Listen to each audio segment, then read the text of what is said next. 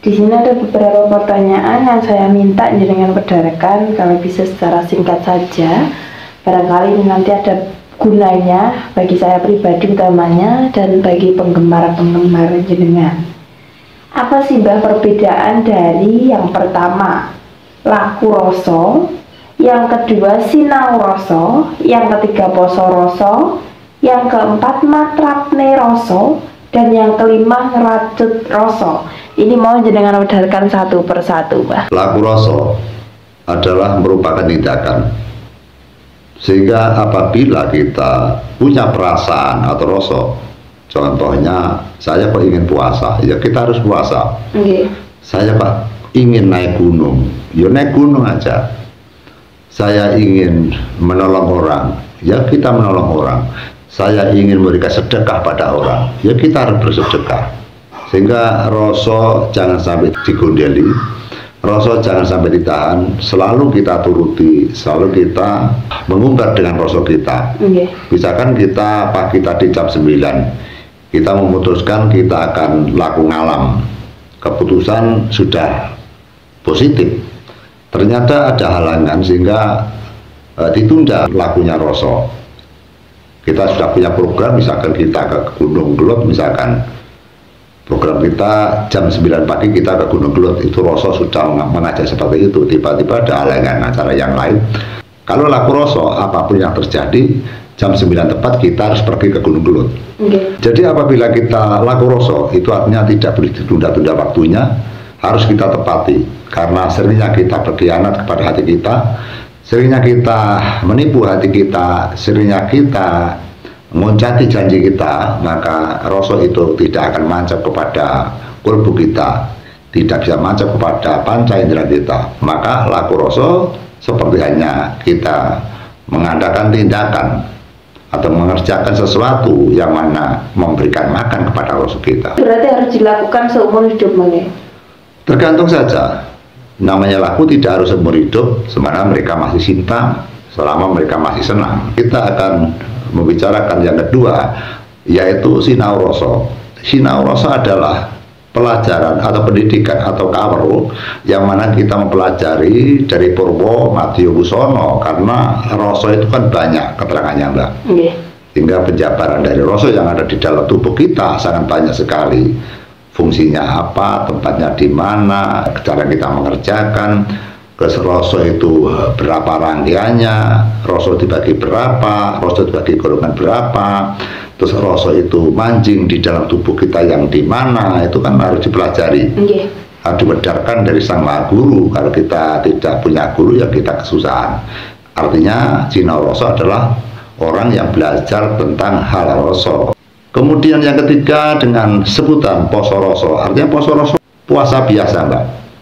Poso rasa puasa biasa, artinya segala rasa kita yang ada di ucapan, yang ada di telinga, yang ada di mata, yang ada di pendengaran, yang ada di dalam kalbu kita, semua yang berbentuk rasa, maka haruslah dipuasai dalam arti rasa pangrasa yang ada di dalam tubuh kita, yang ada di dalam panca indera kita, harus tidak diumbar, harus kita peka, harus kita ikat agar tidak bisa bergerak ke arah yang menyenangkan. Namanya puasa tentu merupakan perbuatan yang menyengsarakan, namun sengsara akan menimbulkan kenikmatan. Artinya puasa rasa adalah semata-mata hanyalah untuk meningkatkan keimanan dan ketakwaan kita. Puasa rasa adalah untuk menancapkan kepercayaan yang ada di dalam hati kita. Puasa rasa juga bisa menciptakan kemanjuran dan menciptakan keunggulan apa yang kita minta, apa yang kita sabdakan, dan apa yang kita tunjukkan.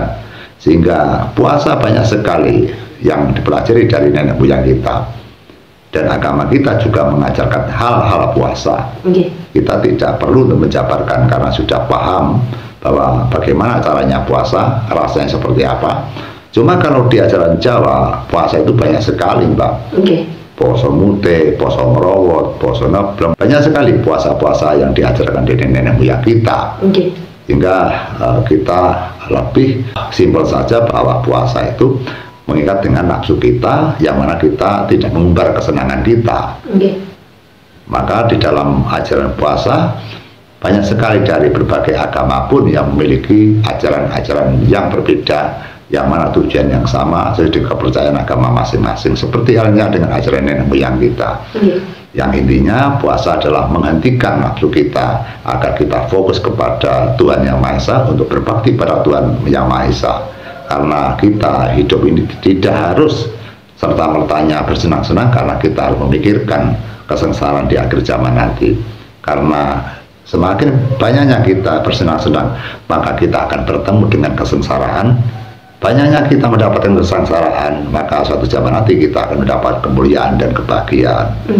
Kalau apinya di depan, airnya di belakang. Kalau airnya di depan, apinya juga di belakang. Patra proso, setelah roso dipelajari, maka kita tinggal menerapkan, kita tinggal mengetes saja apakah roso yang kita pelajari itu sudah mampu untuk kita perbuat. Apakah roso yang kita pelajari, apakah bisa menancap dalam hati kita?